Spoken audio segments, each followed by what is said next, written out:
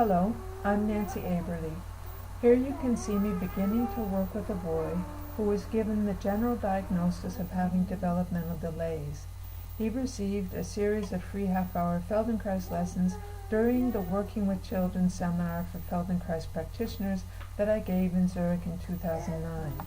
At the start of this lesson, he came over to me and I suggested with my hands that he could begin to come up from the floor in a new way, and he did so for the first time.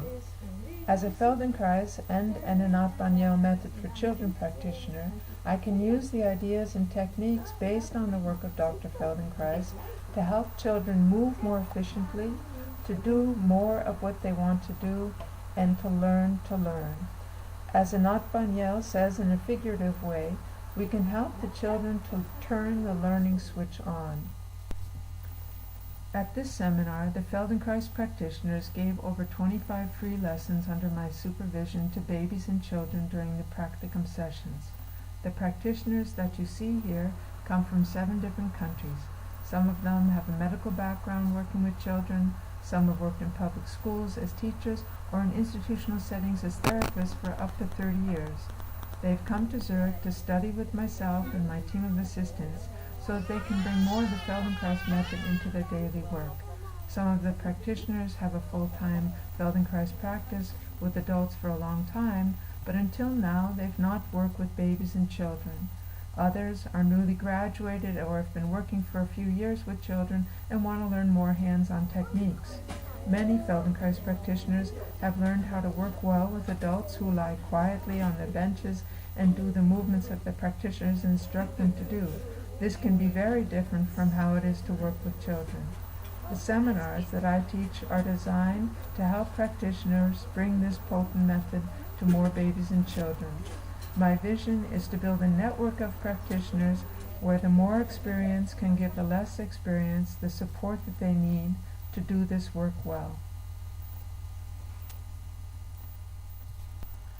The curriculum of each seminar is based on the needs of the children who come for lessons, as well as the background of the practitioners. It is irrelevant to me where someone has studied. The skill level of each practitioner is what is important.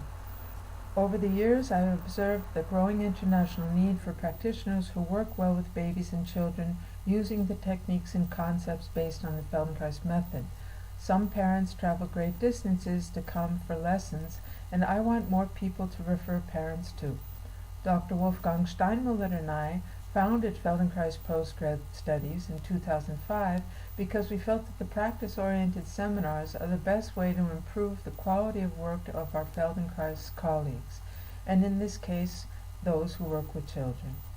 Here, I'm showing a technique that can gently help the children to feel how to even out the distribution of effort while they push on their feet. If the work is evenly distributed, the big muscles in the center of the body do their share, and the neck muscles are soft and free. I'm finding a way to lift that I feel the whole spine coming with me. It's a whole chain. And I lift here, I make the bridge bigger, but I'm listening the whole time. How you can listen to a spine, I don't know, but I'm listening to if the movement goes through the spine. Oh, mine can That's be very all. loud. I like, welcome to the loud spine club. So I just lift a little bit, that's all, and that's all I want you to do with each other, okay? Now I'll just do it with Parents bring their children to get Feldenkrais lessons for many different reasons. Some children have diagnosed neurological conditions, some are delayed in their development and have no diagnosis, some have had a severe illness or injury, some were born prematurely, and some have a known syndrome or disease. These 2 boys have both had badly broken legs. Before this seminar, they each had a series of individual functional integration lessons with myself, and at this point have no more pain while moving. The Feldenkrais teacher is using this playful group lesson to help the children to experiment with how they can better use their legs and arms in relation to the rest of themselves. In parts of the lesson, they discover how to use the muscles in the front of themselves to make the back round, and then to use the back muscles to arch their backs. Important conditions for this kind of learning are the pleasure of moving and the feeling of success.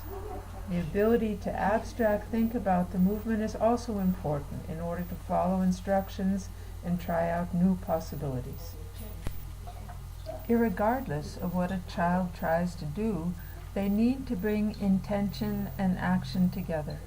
Once a child can bring intention and action together with no disruption and with no pain, they can often move in ways that are easier for them. After they have experienced this feeling of pleasure and ease during a lesson, it is as if the child's nervous system looks for this ease and pleasure in the movements of daily life. Dr. Feldenkrais used principles from judo and physics in his work with people. Two of these principles are maximum efficiency by minimal effort and reversibility of movement. The central focus of these lessons is learning. In order to learn, we have to be able to perceive differences in how we organize our movement. The Feldenkrais method is based on the ability of the nervous system to find solutions to movement problems. This baby has learned to roll from the back to the belly, but only with great effort. She has not yet learned to be comfortable staying on the belly, so she cries for someone to roll her over. However, a movement that is ideally organized can be stopped or reversed at any moment, and there is no unnecessary effort. Some babies have difficulty learning to reverse their movement. I will suggest to the practitioner to use a technique that she has just learned. It is a way of touching the ribs and then along the side of the spine that can help the baby to better feel what she is doing. The intention of the quality of the touch is to help the child to be able to self-reference better. If she can do this, she can very quickly feel how to let her chest stay free as she shifts her weight. She can learn to more easily reach for a toy if she doesn't stiffen the chest as she grabs.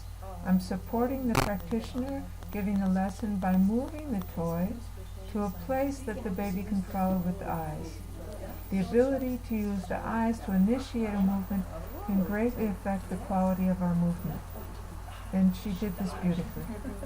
She was even able to roll over her own arm with ease to get the toy.